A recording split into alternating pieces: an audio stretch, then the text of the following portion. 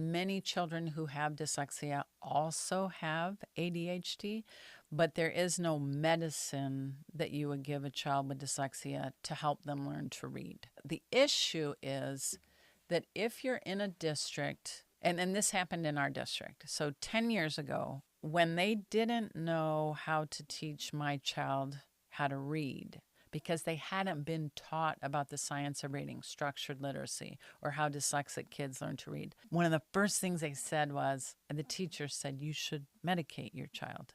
And I said, what? And they said, she's very wiggly. She can't focus. You should medicate her. And I said, I had begun reading about dyslexia, and I realized that what they were doing was not structured literacy and probably was really frustrating my daughter.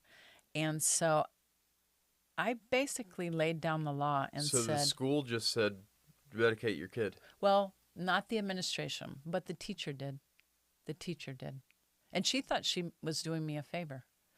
And the trust was not there because I realized that they didn't know about dyslexia and they didn't know how to teach my child.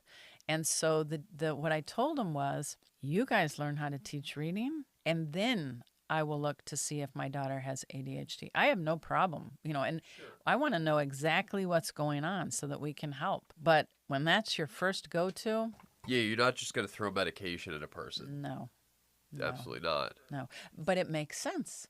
If you're a teacher and everything you're doing, everything you've been taught at your college of education that you paid money to go to, this is the institute where you got your highest degree. If they don't tell you about dyslexia and the kid's not learning to read, you're grasping at straws. What is wrong with them? Why they're not trying hard enough, or they have ADHD. Here's a quick fix. It's pitiful.